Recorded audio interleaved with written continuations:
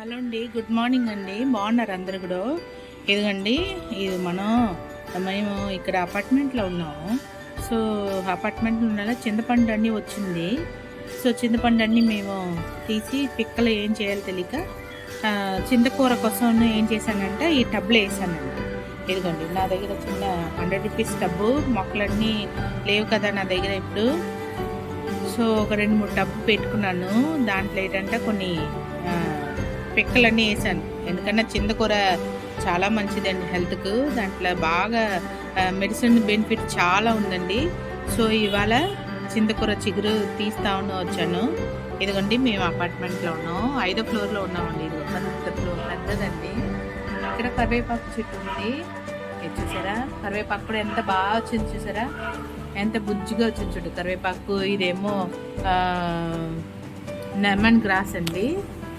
So అలాగా ఒకటి 2 పెట్టుకున్నాను అంతే. ఇప్పుడు చింతకూర నేను ఇవాళ ఎందుకు వస్తున్నానంట, చింతకూర చిగురు చేస్తామని అనుకుంటున్నాను. సో అందుకోసం ఇదిగోండి కోస్తున్నాను. చూడండి మీరు కూడా, ఇలా తీసేస్తే మళ్ళీ మనకు చిగురు వస్తుందండి. ఎందుకనే ఇప్పుడు మనం కోసేస్తా,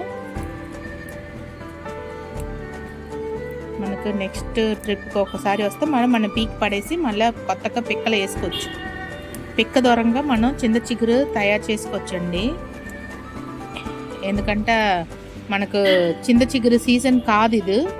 సో మనం చింత చిగురు లేదన్నా కూడా పిక్క మన దగ్గర ఉంటా పిక్క వేసుకుని మనం చింత చిగురు వేసుకోవచ్చండి. కొన్ని టిప్లు మనమే సొంతంగా ఆలోచించుకోవచ్చండి సింపుల్గా. సో ఇదిగండి, నేను ఇవాళ చింతకూర పప్పు చేస్తామని అనుకుని ఇదిగండి చింత చిగురు ఇక్కడ తీస్తున్నాను. సో ఆ పప్పులో మనం వేసుకుంటా మంచి హెల్త్ బెనిఫిట్ ఉంటుంది మనకు. దీంట్లో విటమిన్ సి పుష్కలంగా ఉంటుందండి చింత చిగురులో. అంటే చింత పిక్కల్లో మీకు పులుపు వస్తుందంట. చింత చిగురులో ఉన్న పెద్ద వృక్షంలో ఉన్న చింత చిగురు పులుపు ఈ పిక్కల్లో కూడా అంతే ఉంటుందండి. ఆ పులుపు ఏమాత్రం కూడా తగ్గదు. అందుకే సామెత చెప్తారు, చెట్టు చింత ఏదో చెప్తారు, నాకు సరిగ్గా రాదండి. చెట్టు చచ్చలో పులుపు, చింతకాయ ఏదో అంటారు, మీకు తెలుస్తా చెప్పండి. చెట్టు చచ్చలో పులుపు చావదు అంటారు చూసారా? అలాగా మనకు ఎంత చింత చిగురులో అంత పులుపు ఎక్కడికి పోదండి. సో నేను ఇవాళ ఎమ్మిగా చింత చిగురు వేసి రొయ్యల్లో వేసుకోవచ్చండి, మటన్లో వేసుకోవచ్చు, చికెన్లో వేసుకోవచ్చు. ఇలాగా మనం వేసుకుని చింత చిగురు నేను పిక్కలు వేసానండి, చాలా వేసాను. సో ఎందుకంటే మాకు పిక్కలు తీసాను కదా నేను, చింతపండు పిక్కలు తీసి ఇంకా ఉంది పిక్కలు. సో ఉంచుకున్నాను, ఎందుకంటే ఇది తీసేసి పడేస్తాం. ఎందుకంటే ఇది వృక్షం కదా, కుండీలన్నీ మనం పెంచవచ్చు, కానీ గ్రాఫ్టెడ్ ఉంటే మనం పెంచుకోవచ్చు. చూసారా, ఇలాగా మనం తీసేసుకోవడం అండి. తీసుకుంటా చింత చిగురు మనకు రెడీ అయిపోతుంది. ఒత్తుగా నేను జల్లేసాను. నేను ఎంత అంటే ఒక 2 కేజీ 3 కేజీ ఉన్న పిక్కలు జల్లేసినాల మనకి ఇంత ఒత్తుగా వచ్చింది. సో వచ్చింది కాబట్టి మనం దీన్ని చూడండి, అప్పుడే ఆకు ముదిరిపోయింది కూడా చూసారా. ఈ ఆకుని మనం వేయక్కర్లేదండి, తీయక్కర్లేదు, లేతగా ఉన్నప్పుడే మనం తీసుకోవడం. తీసుకుంటా మనకు ఇంత ఫ్రెష్గా స్వచ్ఛంగా దాంట్లో ఏమాత్రం కూడా పొల్యూషన్ లేకుండా మనకు చింత చిగురు మనకు వస్తుందండి.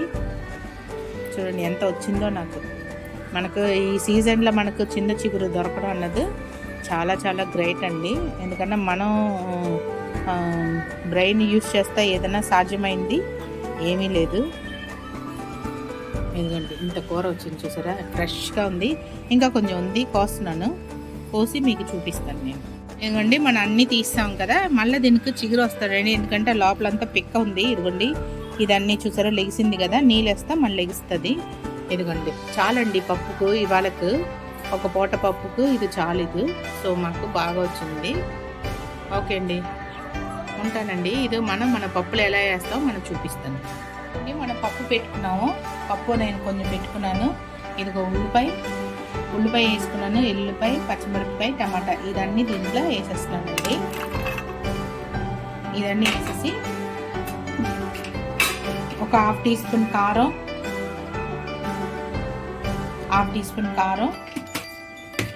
ఒక హాఫ్ టీ స్పూన్ పసుపు అండి. అంతే, పసుపు వేసాం కదా. ఇదిగోండి కొంచెం నూనె, అంతే కొంచెం. అంటే ఇది కొంచెం ఉడికించిన తర్వాత మనకు చింతకూర వేయాలి. కుక్కర్ మూత పెట్టి మనం ఉడికించుకుని తర్వాత చింతకూర వేస్తాం. ఇలా సగం 75% అయిన తర్వాత ఇప్పుడు మనం చింతకూర వేసుకుందాం. చింతకూర కడగక్కర్లేదు, మనం చింతకూర కడగక్కర్లేదండి, ఎందుకంటే చింతకూరలో నీళ్ళు ఏమీ పడదు, బాగుంటుంది. ఇది తిన్నా ఇలాగే వేసేయడం అండి. చూసారా, అన్నీ వేసేసి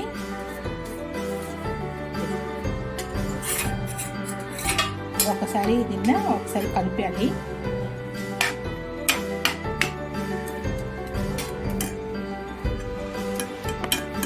బాగుంటుందండి ఇది. సో మళ్ళీ ఒక్కసారి ఒక విసిల్ పెట్టి దించేయడం అయితే. చూసారా, అంతే. ఇంకొక విసిల్ పెట్టిన తర్వాత మనం ఎలా ఉందో చూద్దాం. మనం చింతకూర పప్పు రెడీ అయిపోయింది. దీన్ని అలాగా మనం మ్యాష్ చేసుకుని తాలింపు వేసుకోవడం అండి. చాలా చాలా టేస్టీగా ఉంటుంది.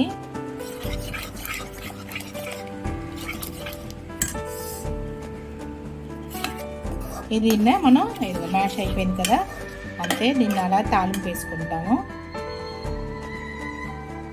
చింతకూర పప్పు రెడీ అయింది కదా. తాలింపుకు జీలకర్ర, ఆవాలు, కరివేపాకు, వెల్లిపాయ, ఎండుమిరపకాయ, ఇంగువండి. ఇంతే. నేను మీకు సింపుల్గా చూపించేస్తాను. పప్పుల చింతకూర పప్పుల టమాటా కొంతమంది వేస్తారు, కొంతమంది వేయరు. సో నేను వేసుకున్నాను, మాకు ఇష్టం కాబట్టి మేము వేసుకున్నాము. ఒకవేళ మీకు ఇష్టం లేదనుకోండి దాన్ని స్కిప్ చేసేయచ్చు. ఇదిగండి అన్నీ మరిగింది కదా, ఇప్పుడు ఇది అన్నీ వేసేస్తాం.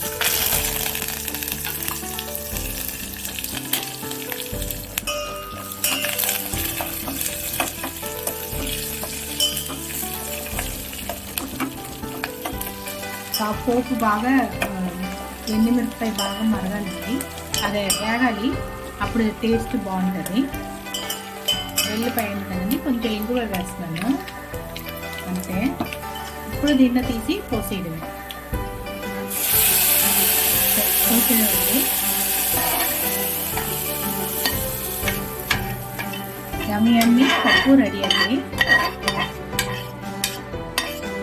ఇదిగోండి మనకు చింతకూర పప్పు రెడీ అయిందండి. టేస్ట్ చాలా బాగుంది. ఉప్పు చూసుకుంటాం, ఉప్పు కొంచెం తక్కువ ఉందండి, మేము ఉప్పు వేసుకుంటాము. సో మీరు కూడా మీ ఇంట్లో ఇలాగా చింతకూర పప్పు చేయండి, బాగుంటుంది, టేస్టీగా ఉంటుంది. ఈ వీడియో చూసిన వాళ్ళు సబ్స్క్రైబ్ చేసుకోండి, లైక్ చేయండి, షేర్ చేయండి. ఉంటానండి, బాయ్.